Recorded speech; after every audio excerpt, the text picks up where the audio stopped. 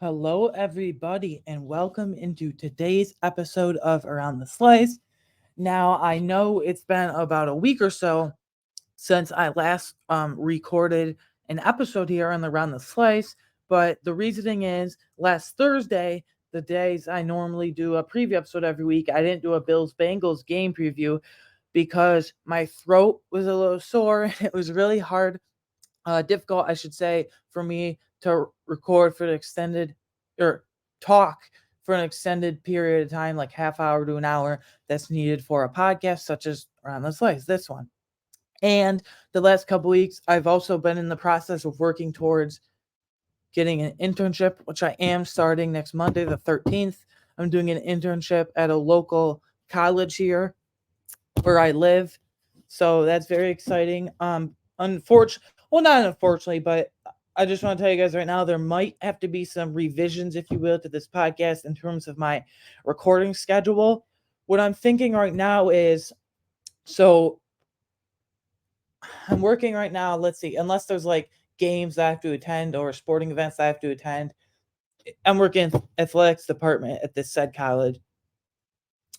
So if unless there's games that I have to attend, my scheduled hours are like Monday, Wednesday, to Friday, afternoon and evening time.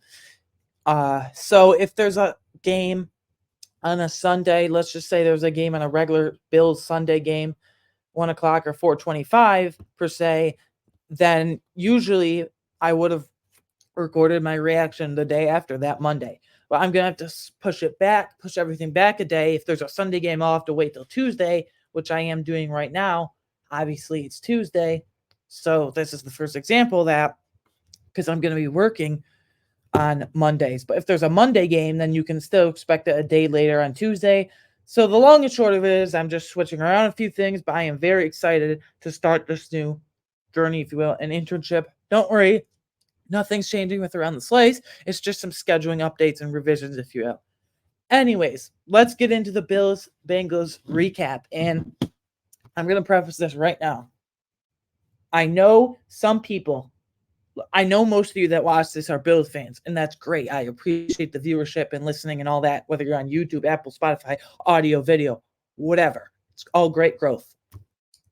But I know there's some people out there that get real finicky when other podcasters or media personalities or literally anybody, even if they don't have a podcast, that talks about their team in kind of a dark light in a negative way, and they say, "Oh, you're not a real fan. Oh, you're this. Oh, you're that. You're not loyal to the Bills. You might as well not even watch the games if you don't believe in them." I'm going to tell you right now, if you think that, this episode probably isn't for you because there's going to be a lot of hard truths and discussions. I'm not going to get heated or yell or anything. I'm just going to have some hard discussions with you guys. So if you like that, then great. But if you get finicky about that stuff, then this probably, I'll bet this, if I was a betting man, this probably isn't the episode for you. Okay, with that out of the way, that little disclaimer, if you want to even call it that, let's just get into the score. Bengals win 24-18. The Bills, they always have to make it. They always tug in our heartstrings, right? The last 5 minutes of fourth quarter, they act like they were making a drive when we all knew in reality that was just an acting job because, well, not an acting job. What's the right term I'm looking for? They were kind of panicking and swirling, if you will, not swirling. They were kind of panicking and trying to catch up basically the whole game. And then the last 5 minutes, they finally got their act together, but it didn't matter. Bengals win 24, Bills 18. Bills inactives pregame. Safety DeMar Hamlin. Now, unless we've been through this before, unless one of Jordan Poyer, Micah Hyde, Taylor Rapp, or Cam Lewis is ever injured, which Jordan Poyer was week 3 against the Dolphins, that's the only game DeMar's been active for and played on special teams. Then DeMar is unfortunately going to be inactive. But if he's your fifth safety and inactive every week, that's a great fifth safety / healthy scratch / inactive, whatever you want to call it, to have. But obviously, huge night for DeMar Hamlin. I mean, he looked so positive before the game. He met up a T against Jamar Chase, some other Bengals receivers, Joe Mixon, and some players.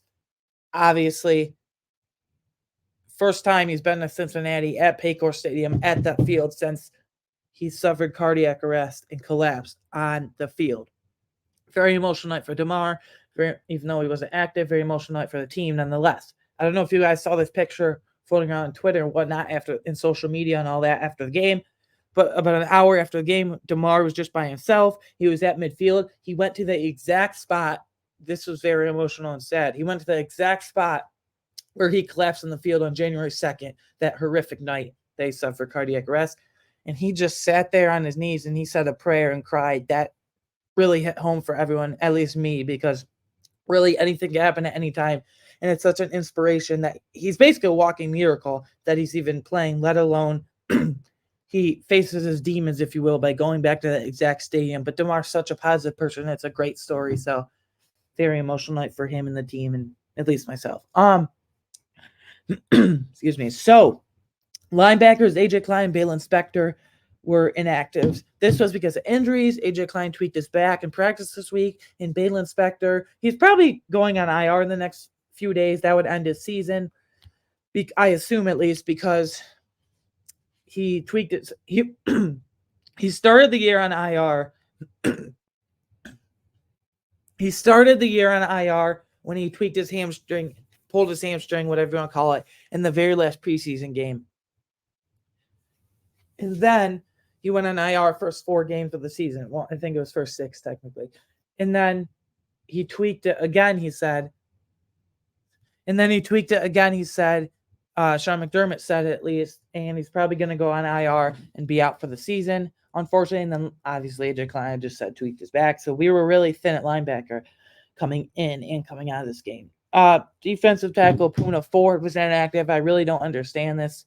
At least Tim Seidel and Jordan Phillips showed some signs of life there, but I really don't understand why Puna Ford continues to be inactive week in and week out. Like, I love Linval Joseph, but I would have had Tim Seidel inactive. So, and then offensive line Jermaine Fetty, Alec Anderson, they've been inactive every single game, haven't been active for a single game. Okay, before I get into the weeds, if you will, the stock report and all that, I want to get into the refs rant again. I'm not going to yell, but now this is not an excuse. If you're not a Bills fan saying, oh, he's just saying this because of an excuse. No, this is no excuse. We played like crap. The offense didn't know what they were doing the whole game except for the last 5 minutes of the fourth quarter when they finally magically went up tempo. But this is not an excuse. But the refs were terrible in this game.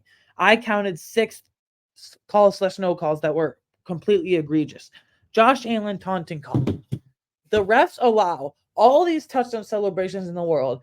There's been many times where on the Chiefs and Dolphins where Tyreek Hill, respectively, Chiefs and Dolphins, where Tyreek Hill has caught a touchdown pass, and you know him running for catchability, and on his way to touchdown, he throws up the deuces. He throws up the peace signs to see you later. And that's not ever been called for a flag. And Josh Allen, as he's running the end zone, he points to the defender, basically saying, yeah, I juked you out. That's right. You can't tackle me. You can't contain me. I don't. And then the refs say, taunting, 15-yard penalty on the kickoff, back up 15 yards. Touchdown still counted, but come on, let him have fun. NFL No Fun League, apparently. And then Tim Settle roughing the passer call. Are you kidding me? Seriously, ref. NFL, Roger Goodell, all of them. Are you all parties involved? You got to be kidding me. Tim Settle finally showing some sign of life. I applaud Tim Settle. He did nothing wrong. He got to Joe Burrow at the exact same, not the exact same time, but at the same time Joe Burrow let go of the ball, and they call it roughing the passer. That is egregious. Probably the worst call of the game. And then tripping no call, I forget who it was. I think it was Jermaine, one of the linebackers, either Logan Wilson or Jermaine Pratt. But Bengals defender, he went low on Dalton Kincaid. Dalton Kincaid would have had much more run after catch, and he put his leg out to trip it. That was clear tripping. That was not a clean tackle. That was not a clean form tackle. That was a dirty tripping, and they didn't call it. And then, I'm not done, Josh Allen intentional grounding call. Josh Allen said after game, I've never seen that call in my life. Gabe Davis was running an option route. Yes, he stopped because he thought he was getting the ball right there and then. He should have kept running. Yes, he cut off his route, but the ball went over his head. And you're telling me there was no receiver in the area? The ball literally went over Gabe Davis's head. How is there no receiver in the area if it went over his head? Crap. And then missed PI/face mask and Cam Taylor-Britt. You know what I'm talking about. Gabe Davis runs basically a streak route, straight line streak route, whatever you want to call it, to the corner of the end zone. And Cam Taylor-Britt is pulling Gabe Davis' face mask the whole way. How can you expect a receiver to make a catch and make a play like he's expected to when his face mask is getting pulled down the whole entire freaking route? The refs were... So stupid this game. And then lastly, sixth penalty. I forgot to write this one down, but now I remember it. Cordell Volson, the Bengals O lineman, literally picks up Micah Hyde, picks him up, just shoves him to the ground, just throws him to the ground. No, they don't call a personal foul on that, but let's have taunting for Josh Allen. But they don't call a personal foul for a big old 300-pound O lineman throwing, freaking throwing Micah Hyde, a starting safety, on the ground. No, let's not have that. God forbid we call in favor of the Bills against the Bengals. I mean, it was clear the refs wanted the Bengals to win this game, but that's not an excuse. But the refs were horrible. New York needs those refs should be fired after the game. I've never seen it this bad. Overall, especially in Bills games, refs have been horrible this year, but this is just on a whole nother level. That's 6 calls I counted. 6 calls to no calls that I had gripes with. About half of that were just awful. All of them were awful. Anyways, injuries. And unfortunately, there's quite a bit here.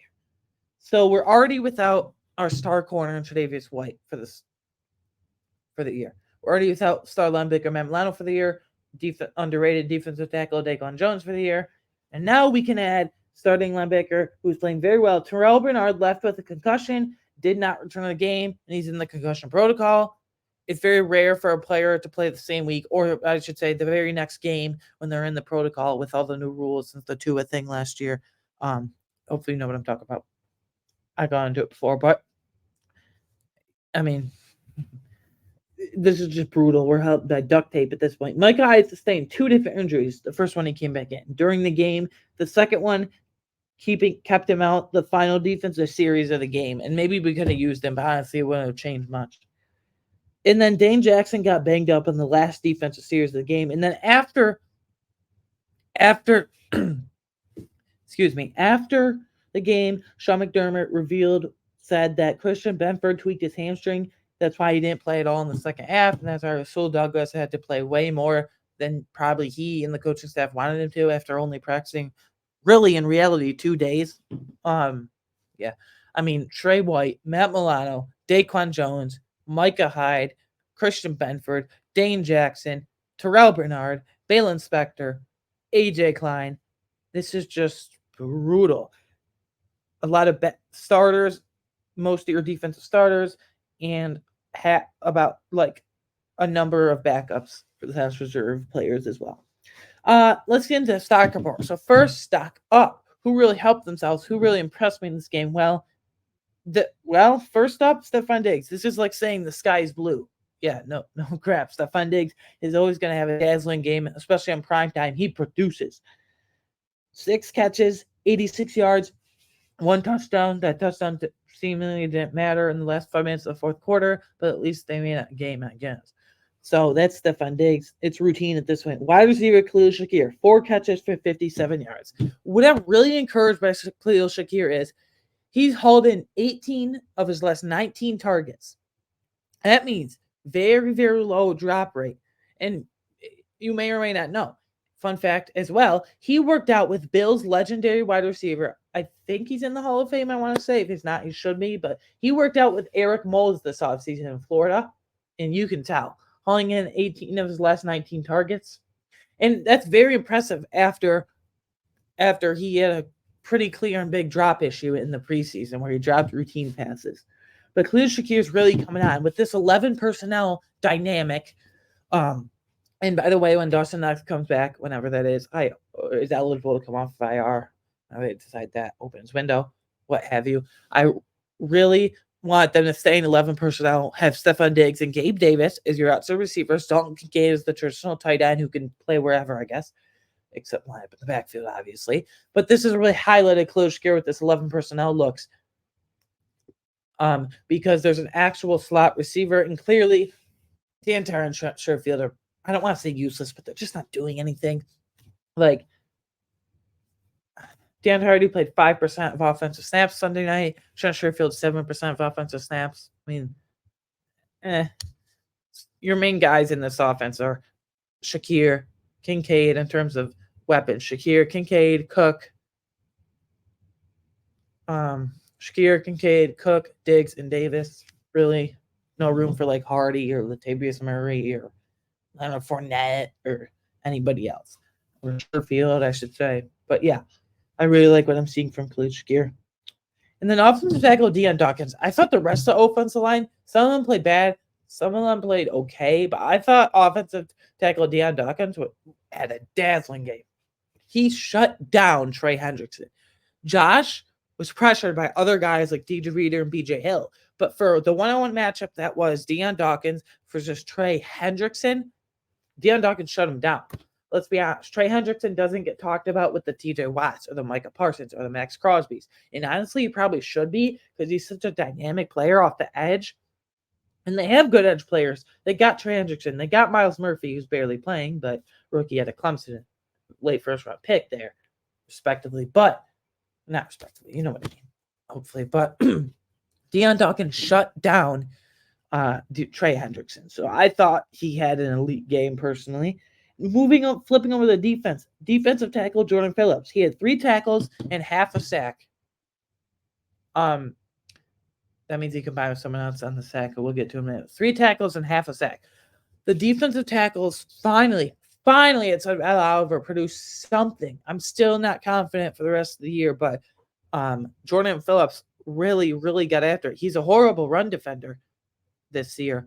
And you would think for a 340-pound man, a 340-pound defensive tackle would be an excellent run defender, but he's getting blown off the ball every 2 seconds, him and Poona Ford. But it was great to see. And then defensive tackle Linval Joseph. He only had 2 tackles, but the one tackle, oh my God, what a beast. He literally picked up Joe Burrow pretty much and just threw him into the ground. Don't say that's a flag because my guy got thrown to the ground and wasn't called. So, but Linval Joseph literally pretty much picked up Joe Burrow and slung him to the ground. I mean, that was such a fun tackle. LJ, if you want to call him, Linval Joseph is going to be such a fun player for us. And he got acclimated quickly. Now, I'm not in the NFL. Like, I can say it's easy to acclimate from sitting here doing this podcast in my room, but in my house, I should say. But I would think big run stuffing defensive tackle isn't that big of an acclimation period. You're basically told, go out there and be a space eater. That's what Poona Ford was supposed to be, but Linval Joseph is just much bigger version of that. He's not very athletic, but that was a fun tackle. Man, that was just fun to watch. And then defensive end Leonard Floyd, 1 tackle, half a sack. So he's the one that combined with Jordan Phillips and 2 QB hits. And then cornerback, Dane Jackson, 3 tackles, 3 pass deflections. Now, it has been well documented, even going back to as early last season. It's been well documented on this podcast. I don't want to say hatred for Dane Jackson, but my uneasiness and doubts with Dane Jackson. But he proved me totally wrong Sunday night. 3 tackles, 3 pass deflections. He was getting physical. He forced Joe Mixon out of bounds on the one key play, and they had to kick a field goal. He really, really was good on, well, not T. Higgins, but he was really good on Jamar Chase because T. Higgins had 115 yards on us, unfortunately.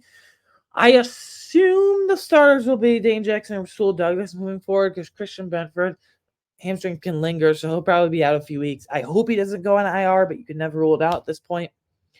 But yeah, Dane Jackson, great game. And then safety, Jordan Poyer, 11 tackles, 1 tackle for loss. First few weeks of the season, were really rough. People are saying, oh, even Bill says, is this Jordan Poyer's worst year of his career? Is he going to be cut after the season to save money, even though he's under contract for 2 more years this year and next year? And I don't think he'll be cut to save money. If anything, might be extended. I would extend Micah Hyde right now too, but speaking of Micah Hyde, he's a big stock up for me as well. 2 tackles and 2 pass deflections. That's just an elite safety duo. I know they're aging, but I still think they're underrated across the league. When you talk about top safeties, you talk about Jesse Bates from the Falcons, rightfully so. Derwin James from the Chargers, Javon Holland from the Dolphins, Kyle Duggar of the Patriots. But remember Micah Hyde and Jordan Poyer. Next, this is kind of like a situational thing. The defense still playing well through a bunch of major injuries. I mean, I'll run them down again quick, but Trey White out for the year. Matt Milano out for the year. Daquan Jones out for the year. Terrell Bernard in concussion protocol. Christian Benford tweaked his hamstring. Dane Jackson, undisclosed injury. AJ Balin Spector, hamstring. AJ Klein, back injury. I mean, it's just brutal. I forgot my most part one, Micah Hyde injury twice. Second one was came back after the first one. Whatever. That's like 7 or 8 major guys there. Mixed. So this defense is held together by duct tape, but like, damn, they played very well. Okay, not very well compared to the rest of the league, like the Ravens or Chiefs defense or who's another dominant one, Seahawks or any of that with like Boye Mafe and Daryl Taylor and Derek Hall with the average pass rushers over there. I'm getting off topic, but I'm trying to compare because they've played well considering the circumstances. So mixed. I got tight end Dalton Kincaid now. 10 catches, 81 yards, 1 fumble. I still think he is a star in the making. He's just so fluid with his route running. As soon as he catches the ball, he just knows where to go with it. He knows where to go for that first down. He has only 1 touchdown in the year. Yes, of course, I want to see that uptick. But this is a rookie moment. He has had his first really like rookie bad moment in his NFL career, whatever you want to call it, where he catches the ball and they were marching down the field in the close to the red zone area, which is within the 20-yard line, as we know, of course. And he fumbles it. He tries to hurdle. He not tried. He did. Tried to hurdle a guy and it didn't really work. And the Bengals defender punched it right out. You can't hurdle in that situation, Dalton. If you're Kincaid, you just gotta go down. That's a rookie mistake. So he is a star in the making, though. Stack down. I hate how much Josh Allen has really been in mixed or stack down more than stack up for me this season. But stack down, first and foremost, Josh Allen, 26 of 38, which is 68%. That's good. 258 yards, 1 touchdown, 1 interception, 44 rushing yards, and 1 touchdown.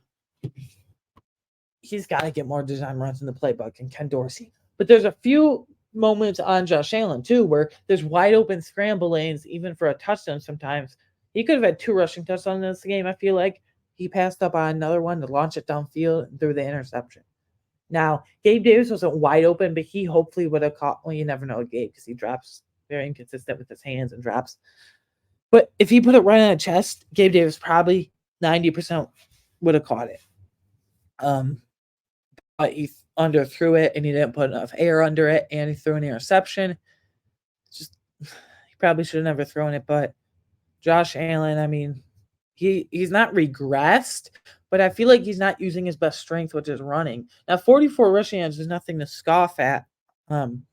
It's still pretty good, but the turnovers got to come down. And I don't know. I'm not giving this an excuse, but I want to talk about the shoulder injury. It was his throwing shoulder even. Last year, if you remember, around this time even, mid-season, he kind of banged up his elbow.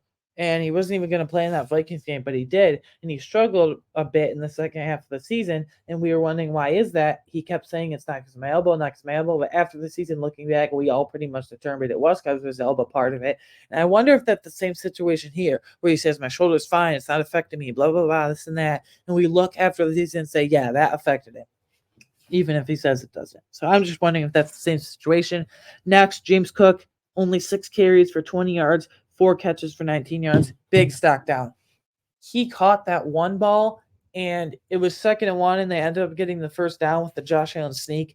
But Cook, man, you got to go. Like, I love him, but he doesn't hit the hole hard enough on runs, especially, but on passes, he's way too dancy. You just got to go. And I don't like Latavius Murray, but Latavius Murray is way better at pass blocking and just consistency with vision and hitting the hole than James Cook. I feel like James Cook dances on his feet too much. And when he catches that ball, he doesn't hit the hole fast enough. He doesn't run with enough conviction, if you will. He doesn't see the hole fast enough. Next, wide receiver Gabe Davis. 2 targets, not a single catch. I don't know. Gabe Davis I thought he was showing something last week where he had 9 catches, 87 yards, and a touchdown.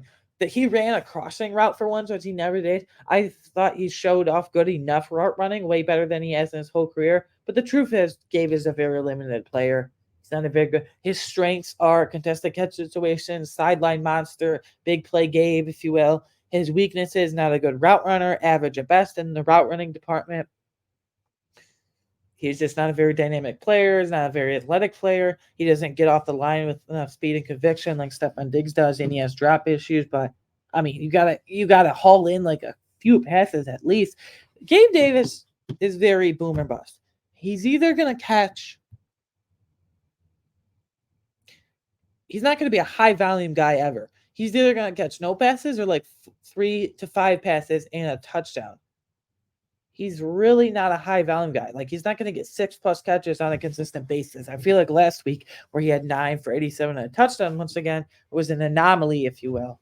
It was just a blip in the radar because the Scrooging not who gave it. And then offensive tackle Spencer Brown, left tackle Neon Dawkins, amazing elite night against Trey Hendrickson Sunday night. But Spencer Brown really had struggles no matter who was in there. He had a couple penalties called on him, false start and holding. He really got pancaked and pushed to the ground a couple times.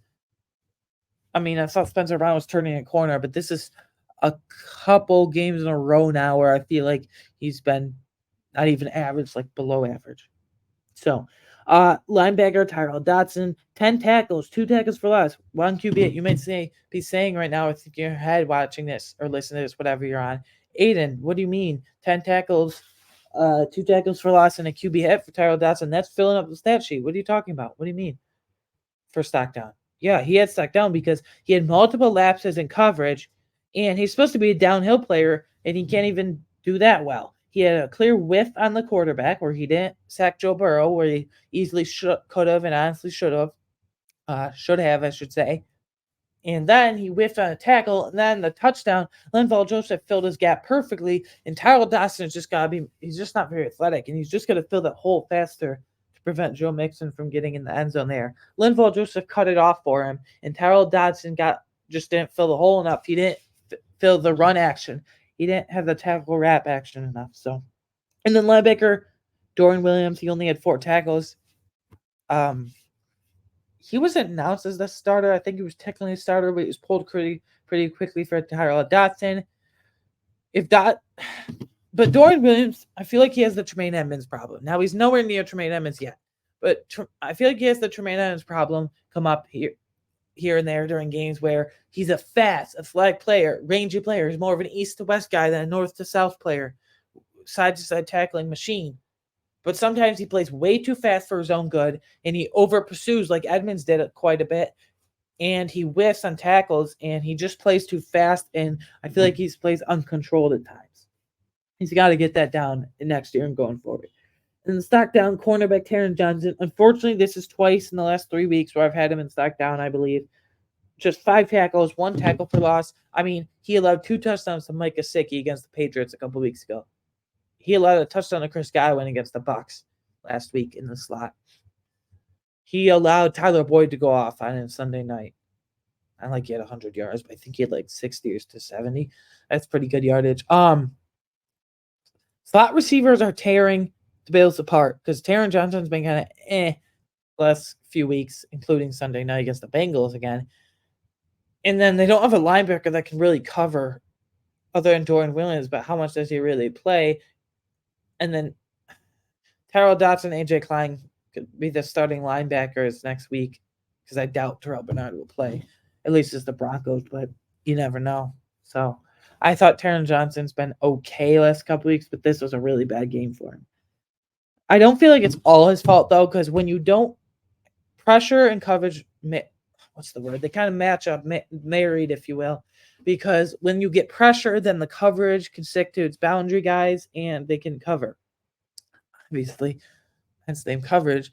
But when the defense line is affecting the quarterback not nearly enough, then Taron Johnson's out on an island and he's getting carved up by Tyler Boyd in the slot and Irv Smith Jr. and Tanner Hudson in the slot. I mean, tight ends and slot receivers mainly are picking Taron Johnson apart. So because they know that if the coverage isn't getting home, Taron Johnson's going to be out on an island. He's not the biggest guy. He's like 5'10", 200, if that. 5'10", 195, I think. So, yeah.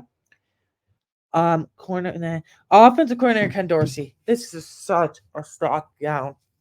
I have so many grievances with Ken Dorsey. I could do a whole 30 to 40-minute episode just on Ken Dorsey. But I just feel like he doesn't call nearly enough. I'll get into it later when I talk about my final takeaways and whatever. You might be shocked by my answer. Some of you might agree. I think Most people disagree, but whatever. I'll talk about that later. And then Sean McDermott, you got to be at blame here. And I'm so sick of Sean McDermott saying execution, execution, execution. Okay, yes, Josh can't throw that interception. Yes, Dalton Kincaid can't fumble. Yes, Spencer Brown, the offense will have to block. But you got to put your players in position to succeed. First,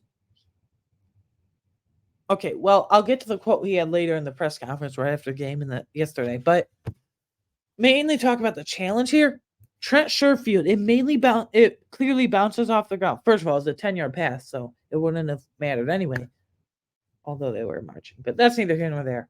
But it bounces off the ground. It's a clear and complete pass, and Sean McDermott decides to throw a challenge flag, and that challenge took about a minute, if that. Very quick. This call stands incomplete. Bills have to punt. And Sean McDermott said yesterday why he went for that challenge is because he was getting good communication from his coaching staff and people around him.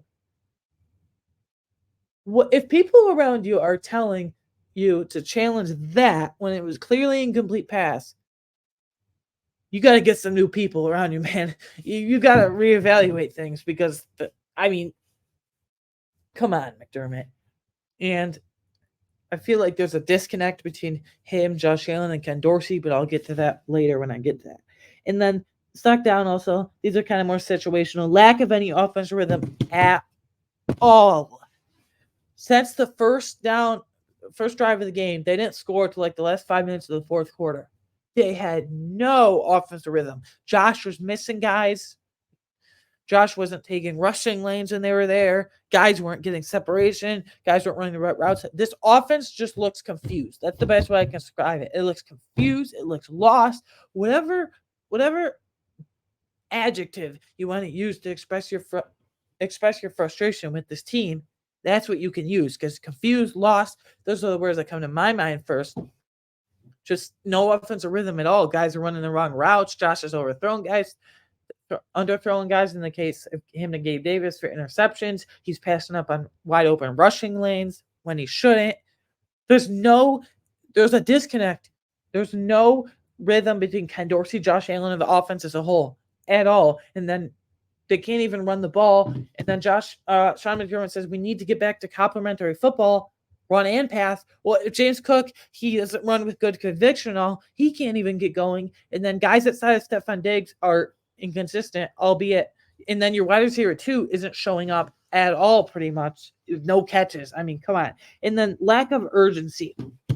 The offense just looked, they're going methodical. If you know what that means, that basically means, you probably do, but that basically means that they're just taking chunk play. They're not going for like deep Hail Marys every time like they usually do. They're just getting 5 to 10 yard plays every single time. Moving the chains. The Bills were doing that in not the final drive, the second to last offensive drive for them at least, where they scored and made it a 6-point game and went for 2. Which, thank God they got it. I don't know why they went for 2. If they had failed that, there's a dumb decision by McDermott. Even on that drive where they scored, they went way too slowly. Yeah, they scored, but they took like 5 minutes and game clock off of that. I mean, there was no urgency. You gotta go. Move it. This is a 2-score game. Yeah, woohoo, you scored. But you took 5 minutes off the clock. I mean, they just looked slow. There's no urgency at all. You got to pick up the pace, especially in that second to last drive where you scored and made it a 6-point game. Eventually lost 24-18, but at least you got from 10-18. But you took way too much time in that. And then lastly, second to last for Snackdown, lack of consistent defensive line pressure. Yeah, Leonard Floyd and Jordan Phillips had moments here and there. And Tim Settle had a moment, even though it was a flag, but I don't blame him. Great rush by Tim Settle. Crap call by refs. Once again, I'm not going to get back in that wagon, but rant there. Greg Rousseau, I know he tipped a few passes. Where was he? Ed Oliver? Where was he? I feel like that was his first like bad game of the season. Greg Rousseau, AJ Epinesa. And AJ Epinesa, by the way, is only at 45% of snaps right now. He should be like 55 to 60. He's been having a career year. You got to bump that up. Some games, late in games, Kingsley Jonathan's out there. Shaq Lawson's out there. Why mess around with that when you can have AJ Epinesa and Gregor Stone, Leonard Floyd, and Epinesa can go inside as a pseudo defensive tackle. And Rousseau, I want him to see them flex him inside more. I was really excited for that this year. Once Daquan Jones went down, unfortunately and sadly, okay, maybe this is opportunity for Greg Rousseau to flex inside, and hasn't really been the case. But and then tackling. Even the Bills defense was elite early this season. Even when it's been elite under Leslie Frazier the last few years, top 5 in statistics every year. Playoffs, we're not going to talk about that. Different story. Top 5 in regular season every year. But their one gripe with media, and I agree with this, is the missed tackling. Trey White, before he got injured this year, had like a 20% missed tackle rate. Matt Milano, before injury, had like a 20% missed tackle rate. We talked about Tyrell Dodson whiffing on a couple of tackles and a sack last night. Sunday night. We talked about when in stock down that Dorian Williams over pursues and the Tremaine Edmonds problem where he plays way too fast for his own good. Jordan Poyer and Micah Hyde, great tackles and wrap-ups and hard hits, especially Poyer Sunday night. But this team, the one gripe is missed tackles, and even Taron Johnson, because he's on an island with these guys. So the missed tackling's got to stop. Big slice of the game more. Now, there isn't much to choose from here. Player of the game. Unfortunately, no one had a really overly impressive game. This is kind of unconventional, but I'm going to go with offensive tackle Deion Dawkins. I mean, I know it's not sexy pick. I know it's not flashy, but Deion Dawkins shut down Trey Hendrickson. I think Trey Hendrickson didn't. I'll go have to look for PFF grades and whatnot, but Trey Hendrickson, maybe rewatch the game on YouTube TV that I recorded it, because you can do that, which my family has. But back to the main thing at hand here, story, whatever you want to call it. Deion Dawkins shut down Trey Hendrickson. Banner game for him. And Spencer Brown, they all played average, with Spencer Brown played below average. He was the best O-lineman by far Sunday. Burnt Place of the Game award. Most disappointing player. Now, I was considering James Cook. He's a close second, but wide receiver Gabe Davis. You're the wide receiver 2, supposedly in his offense. He's not going to be a high volume guy, but no catches and only 2 targets is unacceptable. Okay? Your volume is not there. I should say the value of Gabe Davis, honestly, is free this offseason. I don't care if this is lowballing it. I would only go 10.5 per year. If he wants 11, I'll settle for 11. If he wants more than 11 per year, I mean, Juju Smith-Schuster got 11 per year. Yes, he's better than Juju, but Jacoby Myers got 11 per year, and he's having a pretty good career for the Raiders. So, Aiden O'Connell now. Antonio Pierce is the interim head coach. But back to Gabe Davis. If he wants more than 11 per year, sorry. I know some people say, well, maybe we'll have a year and have the Mike Williams $20 million per year that he signed a couple years ago. Not a chance in hell that's happening. So, sorry, Gabe Davis, but you got to show up. Burnt Slice of the Game award. Reflecting on 5 game predictions from preview. As I said in the beginning, my throat was a little sore and I've been busy finalizing my internship and all those details. So, unfortunately, I didn't do a preview last Thursday for this Bengals game preview episode, I should say. So there were no game predictions for this week. So we can just kind of skip over that. Quick ops, I usually never do this, but some of the quotes from Allen and mainly McDermott got me really going. So quick observation from press conferences. So right after the game, Josh Allen says they didn't go up tempo as early this week as they did last week versus the Buccaneers because, quote unquote, it was just the game plan that we had going into it. You're serious? Josh, I know you're just relaying Ken Dorsey's game plan, so I don't blame you. Ken Dorsey, that just proves how, what's the right word for this? That just proves how hesitant and complicated it is for struggling ability. He struggles. Ken Dorsey struggles to change in game. It's like if there's a game on Sunday, he has a game plan on Wednesday or Thursday. Well, damn it, it says my game plan and I'm not shying away from it. Ken, there's a thing called a halftime adjustment, okay? It doesn't have to be just the game plan we went into it with. Dalton Kincaid, Josh Allen said up-tempo is great. Dalton Kincaid says he thinks no huddle is great. Listen to your freaking players. It's mind-boggling that Ken Dorsey doesn't know what he's doing so much. Just the game plan. So frustrated. just the game plan that we had going into it. Well, if the game plan that you had going into it is a stupid game plan and it doesn't work, then cut the BS. When you come on the second half, go up tempo. And I just had it. He doesn't know how to adjust. Look it up in the dictionary, Ken Dorsey. There's a thing called adjust in football. I'm a little heated right now, but it's so maddening.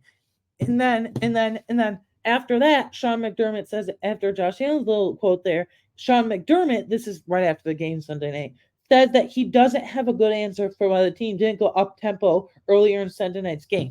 This is why I alluded to this before. This is why I say, now I'm expanding on it. This is why I say there's a clear disconnect between Sean McDermott, Ken Dorsey, and Josh Allen. Josh Allen says that's the game plan we have going into it. You think Sean McDermott would know that and tell Ken Dorsey to adjust, but Sean McDermott says, throws hand up and says, well, crap. I have no idea why we didn't go off tempo. I'm the head coach, but I have no good answer for you. You have no good answer to why we didn't go off tempo. You have no good answer for why your team didn't do what they do best. Let's just get that clear. The head coach doesn't know what his team does best and has no clear answer for why the offensive coordinator is doing what he's doing. Clear disconnect. I mean, you got to get better meetings there. And then this maddened me so much. This was just a cherry on top yesterday. Sean McDermott says that Bills got away from up-tempo offense, listen to this last line, because they wanted to get to other styles of offense.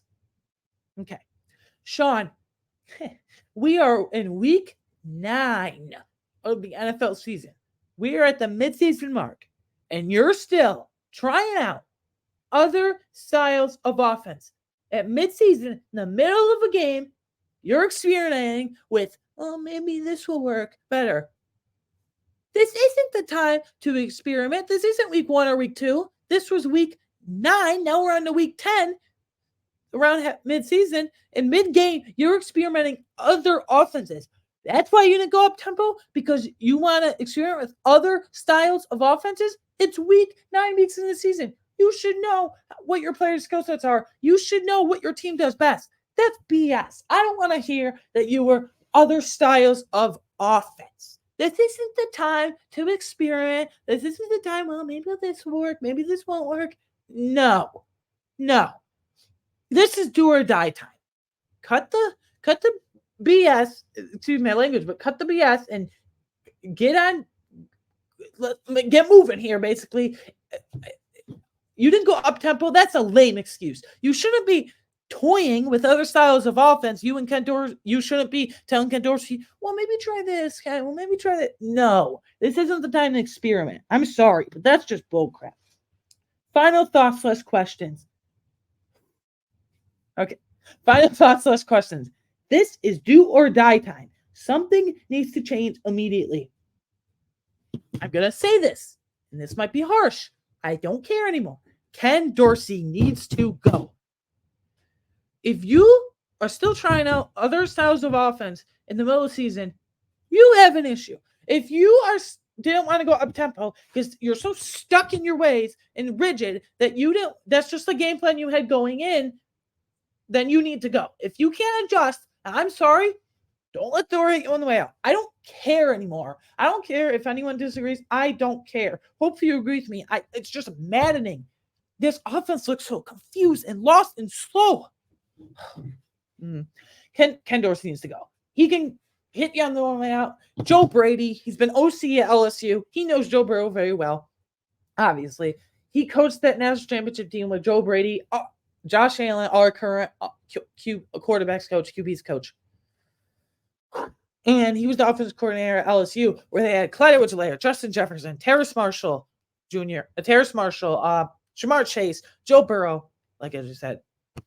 And then he's OC of the Panthers. I think he was wrongfully fired, but a couple of years last year. Man, Ken Dorsey needs to go and upgrade Joe Brady. I mean, I just have so many gripes. For one, I am so sick of the second and third down shotgun runs. It's 2nd and 1, 3rd and 1, And what do? Instead of thinking Josh Allen, like, and working all year, we go, let's go in shotgun 5 yards back from the line of scrimmage, 5 yards back from our center, and let's go with a rollout play action pass. And first of all, he doesn't even use play action nearly enough. And second of all, the shotgun runs have to stop. And third of all, he gets too cute in the red zone. His play calling just sucks. I'm sorry. And I just talk about the rigidness and stuck in his ways and complete failure and ineptitude to adjust. And it's ridiculous. See you later. You're fired.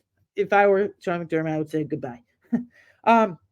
Josh Allen's, this might be easier said than done. Josh Allen's boneheaded interceptions need to stop. There's only been he hasn't had a game with 0 interceptions since week 4 against the Dolphins. The Dolphins, since that's the last time he didn't throw an interception in a game. And he's only had 1 or 2 games, I believe, this year where he hasn't had an interception. And it's just 9 interceptions in 9 games. Last year he had 12. Unfortunately, he's going to beat that. Probably going to get to like 14 or 15. It needs to stop. Like now. Like, you underthrow Gabe Davis. First of all, you probably shouldn't have been throwing that ball too tight of a window. Next, Gabe Davis not having a single catch in this game as a team captain and supposedly the number 2 receiver in this offense is unacceptable. I know Dalton King is the second option in this offense, ideally, but as a pure receiver, a number 2 wide receiver behind Stephon Diggs, Gabe Davis isn't doing crap. This is why I put it on Bird Slice of the Game Award. Your value is going down by the day, down by game by game. If you want to pull this, I mean, he's never going to be a high volume guy, but do something. And this is just ridiculous. Stephon Diggs needs help from his other guy on the outside and Gabe Davis. Good thing Khalil Shakir is emerging. He might pass. For all I care, he can pass him.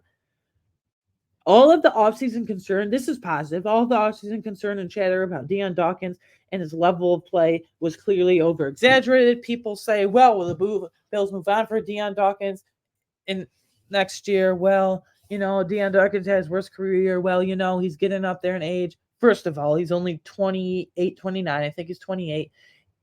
No, 29. And second of all, he's still maybe not elite, but he's still a top 10, borderline top 5 left tackle in this league. I know he's not like a Tristan Wirfs or a Penei Sewell probably, but man, like it was just over-exaggerated. People were freaking out. Concerned to him.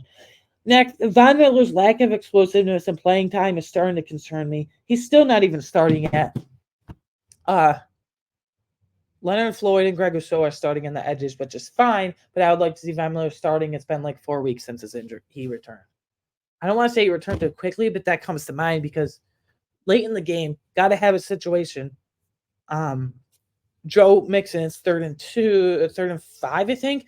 And Joe Mixon runs right around Von Miller. Von Miller's can't break contain. Any other year, even as recent as last year, he breaks that contain and makes that tackle, maybe even tackle for loss easily. But he's just not explosive right now. And I hate to say this, but if he's not explosive right now, if he can't make that play, he shouldn't be on the field. Like, get AJ Epinesa in there. Get Greg Rousseau in there who's an elite run stuffer as a pass rusher and as a defensive end. Von Miller's starting to concern me, man. Next, I really don't understand why Poona Ford is back to being inactive again since Linval Joseph. For all I care, Tim Settle can be inactive. Yeah, he made one good play, but other than that, I mean, he's barely on the field. I just don't get it. Playing Jordan Poyer at linebacker sometimes was a cool idea. It didn't happen often, but playing him next to Terrell Bernard was a really cool idea. But you probably, unfortunately, won't be able to do it anymore with Micah Hyde banged up. Because before they would have Terrell Bernard and Jordan Poyer at linebackers, then they would have Micah Hyde and Taylor Rapp as your actual safeties. Sometimes they would even put Taron Johnson up at box linebacker. Next, this team is extremely thin at linebacker right now. Terrell Bernard's in concussion protocol, Baylon Spector, hamstring injury, AJ Klein back injury. They're all injured currently. And Tyrell Dodson, and Dorian Williams have been disappointing. Missed tackles, can't cover right, over pursues in the case of Dorian Williams, plays too fast for his own good like Tremaine Edmonds did. Anyways, I usually do an AFC East check-in. I don't care. I'm just so miserable now. This is so disappointing. All I know is we're second in the AFC East. We're lucky they just lost last night because if they had beat the Chargers, then all hell would have broke loose and they would have been second. We would have been third. But we're still only a game ahead of the Jets. You have I don't care. I mean, I really don't care what the rest of the division's doing. All I know is we're ninth in the AFC right now, and we deserve it. Every media coming to us, and we deserve every bashing coming to us. It sounds like kind of depressing this episode is because this is so frustrating. Sorry about my rant about Ken Dorsey, but the guy's just inept at calling plays, inept at adjusting. Sorry, a bit harsh, but that's just the reality. If we somehow lose to the Denver Broncos next Monday night, our season's over. Pack it in, 5-5. We're not making the playoffs. You probably need 10 10 wins at minimum to make the playoffs as a wild card in the AFC. Probably even 11, possibly. So, yeah. Anyways, guys, thank you for listening to this episode. There's a lot of hard discussions and hard truths and difficult discussions, but we had to have those difficult conversations. So, anyways, guys, appreciate you guys listening to this. Quite a unique episode. I appreciate you guys for being flexible with my internship schedule as well, starting my new internship. So yeah, that I explained in the first few minutes of this episode. Speaking of this episode, you can listen to this podcast, any episode really, including this one, on or / watch on YouTube, Apple, Spotify, wherever you get your favorite podcasts. You can follow me on Twitter personally at awanganer13. You can follow me on awanganer13, but you can follow the show on Twitter at Around Slice. Any scheduling updates, any last minute things with my internship, any conflicts, any of that. And you can support me on Patreon. Basically, for $3 a month, you get extra exclusive content not found in this podcast. For example, weekly power rankings every Tuesday. So later today, I'll be publishing those. That's patreon.com/aroundtheslice. No caps or spaces needed. Thank you, guys. I will talk to you guys. Since it's a Monday game, I'll talk to you guys in a few days on Friday. In 3 days. So anyways, guys, thank you for listening to this much anticipated. I had fun in this episode venting my frustration and everything, mainly Ken Dorsey. He just needs to go. Anyways, Bills unfortunately follow Bengals 24-18, and we're in panic mode by now. Anyways, this has been a great episode of Around the Slice, and I'll see you in a few days for that Bills Broncos preview. Bye and have a great day.